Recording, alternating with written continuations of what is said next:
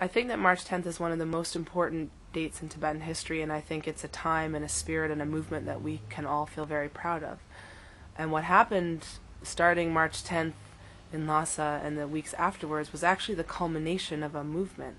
It was a movement that was begun by Tibetans in the eastern provinces, and it caught fire and it spread across the country to the capital city. And it was a movement to kick the Chinese out of our homeland. And it was a movement that said, Tibet belongs to Tibetans, and we don't need you here to tell us how to live our lives. And the courageous and brave actions of the Tibetans facing down the Chinese forces in Lhasa was really what led to the safe escape of His Holiness the Dalai Lama and the Tibetan government. And they were able to, because of the March 10th movement, they were able to set up in India and continue our movement and keep this struggle alive all these years. And so for that reason we should feel proud. And I think when we take to the streets on March 10th every year, we should do it to renew our conviction and to show our respects to those people who've lost their lives from that time on, and those people who've given up their lives for the cause of Tibetan independence and freedom.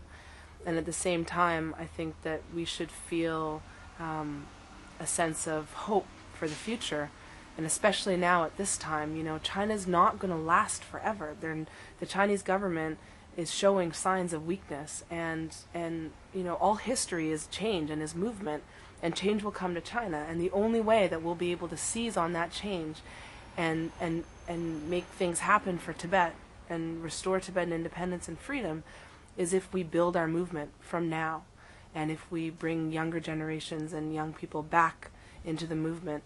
There's many of us who've never even seen Tibet, but we're so committed to this, the cause of Tibetan freedom, and to an end to the suffering of our people inside. And I think this is a reason for great hope for everyone. With the 2008 Olympic Games coming, we have an opportunity to expose China in front of the whole world for the brutality of their occupation of Tibet.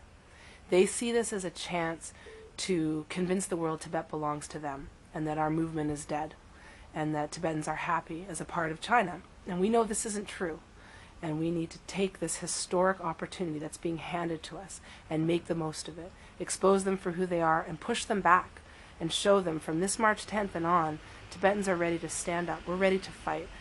Our movement is growing and gaining in strength, and that we will never give up until Tibetans inside Tibet have freedom again, until our homeland is returned, and until we can guarantee independence for the future generations of Tibetans, those who have yet to be born.